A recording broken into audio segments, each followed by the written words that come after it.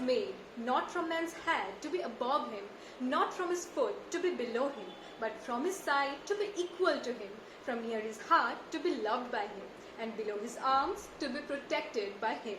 Honorable panel of jury and all my learned listeners, Juhar. This is Sriya Priyadarshini from Odisha.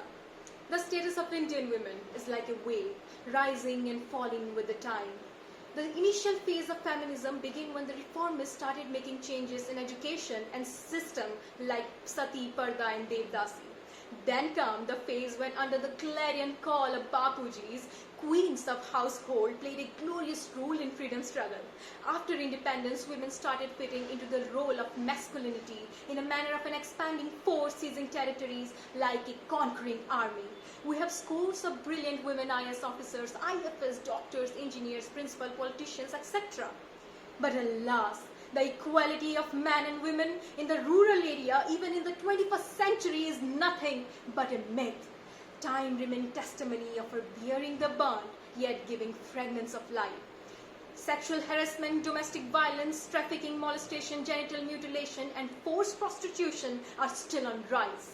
It is said that India dwells in her villages and more than 68% of Indian women dwell in rural area but face more problems than their urban counterpart.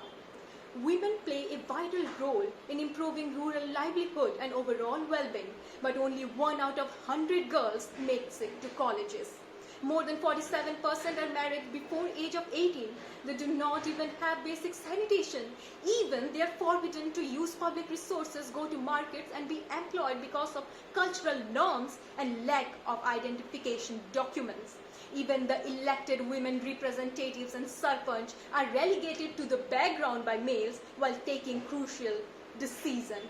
The Ghungat system still exists in many villages, giving them status of subordination, silence and submission. No wonder 7 out of 8 atrocities go unreported in rural India. However, let us not panic. If winter comes, can spring be far behind? True feminism believes in equality and humanity between man and women.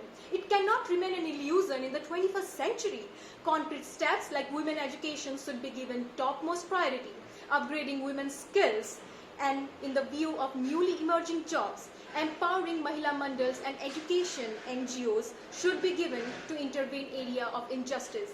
Legal literacy and counseling about the rights of females should be imparted to all the villages. Police service and legal service should be given to the remote places of rural area. Installment of CCTV cameras, pink counseling and self-defense classes should be encouraged. Ella Bhatt, a dynamic activist and Gandhian, has rightly pointed out that long hours of work, unhealthy working condition and low remuneration are key problems. So access to technical knowledge and information should be given through non-formal educational channel. The rural women constitute 1/4 of global population. As they perform most of the agricultural labor and rural enterprises, they are the active contributor to the Millennium Development Goals. Their talent and capacity should not be directed towards forming Gulab gang. After all, Guru Nanak Dev Ji has rightly said, it is the women who is our lifelong friend. It is the women to whom we are married and engaged to. Then why torture women from whom even the great king and great men are born? Thank you and Jai Hind.